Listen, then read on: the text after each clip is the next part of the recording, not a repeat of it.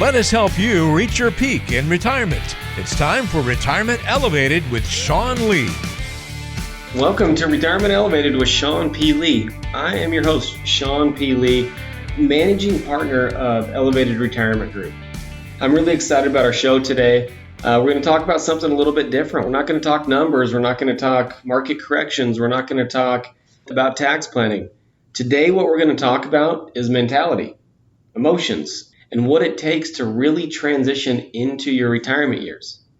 What we've found in building plans, there are a couple of questions that are consistently asked to us, but certain issues and topics that really aren't thought about. So one of the most common questions that I get is, Sean, am I going to have enough money to retire? Am I going to run out of life before or after I run out of money? Well, the simple answer to that question is I don't know. I don't know how long you're going to live.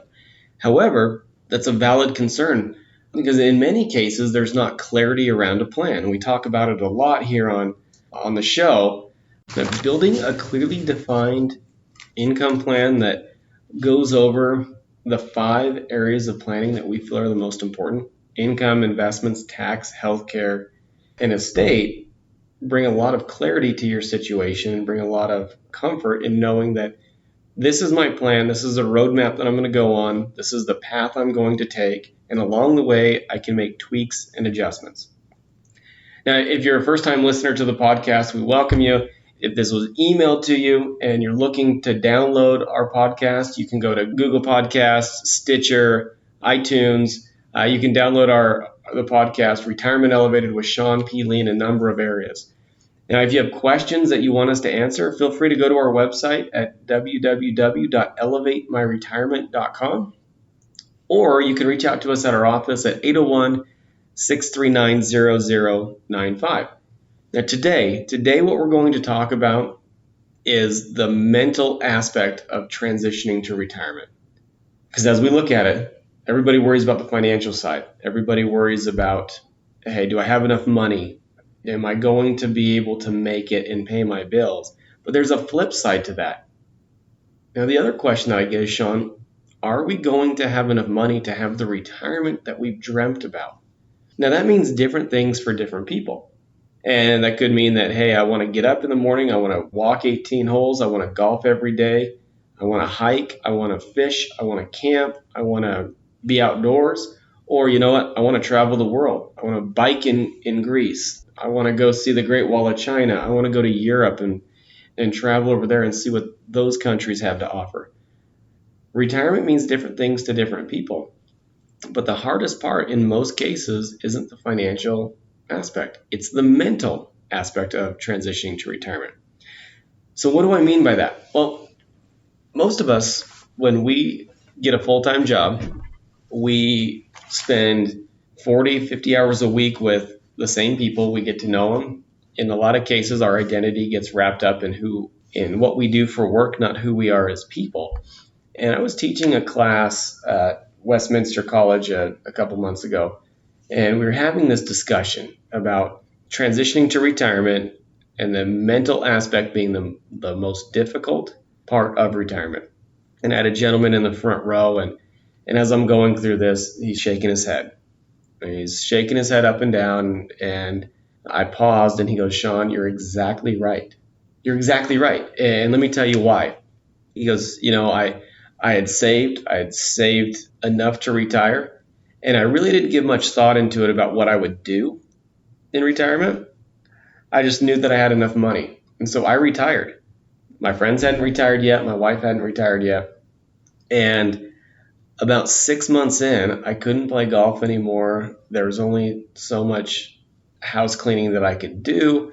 And I realized at that point in time, I hadn't given any thought to the mental side of retirement and what I was going to do in retirement. So guess what I did? I went back to work, Sean. I went back to work, and right now I'm working, not because I need to, but because it gives me the mental stimulation that I needed. And I needed to recalibrate and put myself back in a mental position where I was ready to retire. So that's what we're going to talk about today, the mental aspect of getting yourself into retirement mode. Because if I throw out a number and I'll throw out 2,500 hours, what does that mean to you? Well, 2,500 hours can mean a lot of different things. But when it comes to planning and when it comes to our working years, 2,500 hours means one thing. It's the average number of hours an American works every single year. So the average American works 50 hours a week, 50 weeks a year. 2,500 hours. So what are we going to do with all that time? What are we going to do with the time that we've just gathered and gained? And we have a lot of discussions around this because once we can figure out, the math problem is pretty simple, right? It's your resources. Let's get down to the brass tacks of what your resources are. What are your sources of income? Do we have Social Security? Do we have a pension? Do we have rental income? How much money monthly do we need to spend? And then is there a gap? So what are our sources of income? What are our expenses? And is there a gap? And if there's a gap, well, how are we going to solve the gap based on your assets? All the money that you've worked hard to accumulate and save. But the other side to that is when you retire, what are you going to do with your time? What are your goals, your dreams, your aspirations, and activities that you're going to spend your time doing when you retire? Because some of those goals and activities and dreams may have a cost associated with them that we need to account for. Some of them may not. Gardening or hiking or just spending time at home. Those activities may not have a big dollar attached to them. But in figuring out your resources and your sources and what your expenses are going to be, you need to figure out what those costs are going to cost you so you can get really down and laser focused on what your expenses need to be in retirement. Now, the cool thing about this is that once you can match up your goals, dreams, and desires, whatever those may be, volunteer work, traveling, spending time with the grandkids, going to sporting events. I mean, I'm a huge Red Sox fan, and so I like to go watch the Sox play at least once a year. But we spend a lot of time around here going to different sporting events, and that's something that our family really enjoys. What are those things that you want to do in retirement? What sort of bucket list items do you have out there? Are you going to spend time in Utah or Snowbird? There's all these different aspects of retirement that we really need to think about, not just the financial side. Get mentally prepared. And what I tell people, when you want to get mentally prepared for something, you train, you work on it. Retirement should be no different. And so spend that last year of work acting as if. Spend that last year of work where you've got the safety net of a paycheck. You've got your paycheck coming in, but do the things that you want to do. Do the things that you would do in retirement, whether it's travel, whether it's spend money on grandkids, whether it's volunteer your time, whatever that may be. Act as if you're already retired. Because that 12 months of spending, that 1 year of spending, if you're acting as if, will give you a really good idea of what your spending habits are going to be. And if you can act as if, and if you can get your goals, your dreams, your desires mapped out, you understand what those are, and then you build a plan around that and meshing in your resources, certain things happen. By having a clearly defined plan that allows you to understand what is going on in your world and how you're going to accomplish the things that you want to do in retirement, you gain your optimum financial life. Now, how do we do that? And really, gaining your optimum financial life is, for me, it's all about finishing strong. At the last 2 minutes of the game, now I'm a Jazz fan, and so I love to see what Donovan Mitchell's doing with the Jazz. The last 2 minutes of the game, we want the ball in Donovan Mitchell's hands or Rudy Gobert's hands or one of our stars, and we want them to take over the game. We want them to finish strong, and we want to win. That's the whole goal. Last 2 minutes, unfortunately for a lot of people, I'm a Patriots fan as well. And if you give Tom Brady the ball in the last 2 minutes of the game, outside of last year's Super Bowl, he's going to make a strong push to either tie the game or win the game. And he's going to do everything in his power to finish strong and punch that ball into the end zone. Retirement's no different. So what is finishing strong? Well, if you envision what your working years look like, and in many cases, we put our head down, we go to work, we bust it out. we get a paycheck and we just contribute to a 401k or an IRA or whatever it may be. Not a lot of thoughts gone into it. We just know we need to put money away. We're just plowing money away as much as we can. And in that instance, our purpose in life is really to serve our money. See, we've got to work to pay our bills, and really we're not focused. We're just putting our head down. And when we don't have clarity on our plan, certain things happen. Well, we start to get a little worried. The market's going to correct a little bit. We get nervous, right? It corrects a little bit further. We become fearful.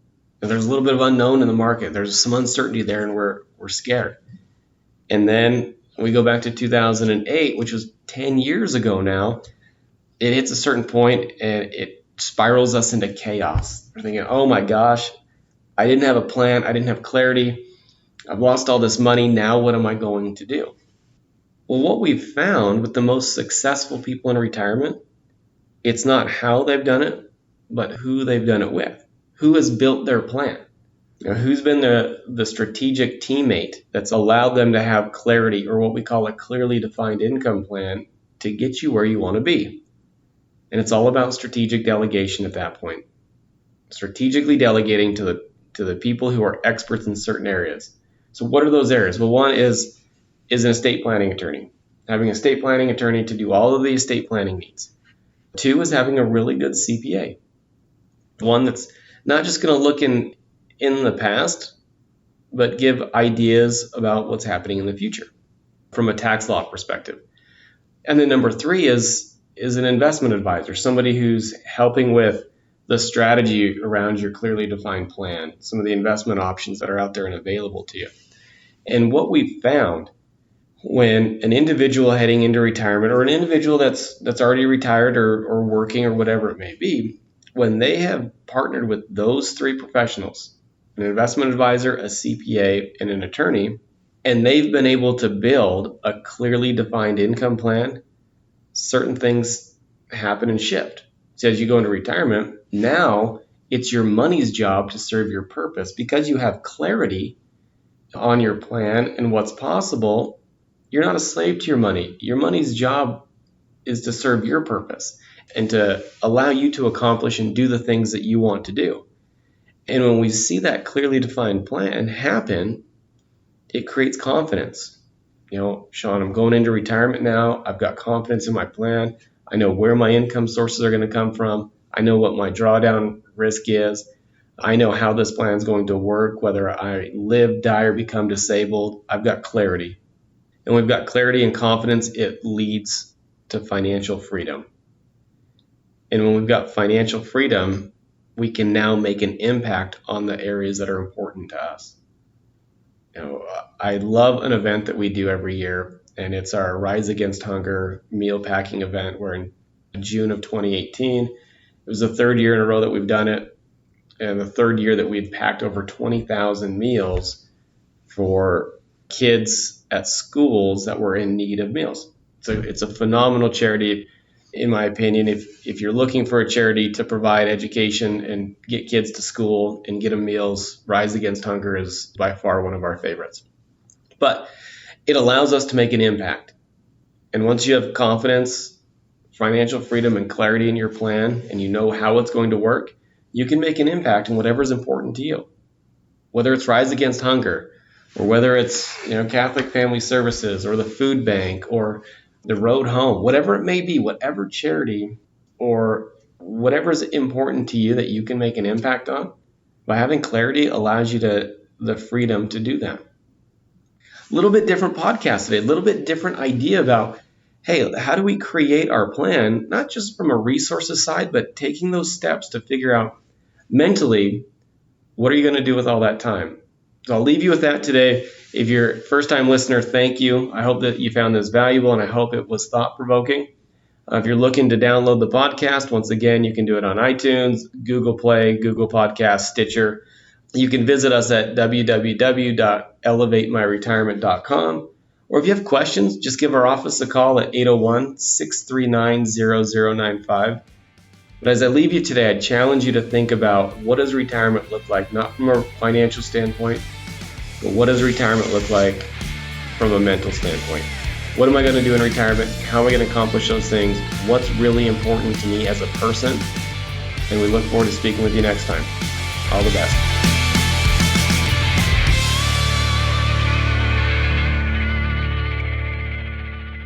Investment advisory services offered through Elevated Capital Advisors, LLC, and SEC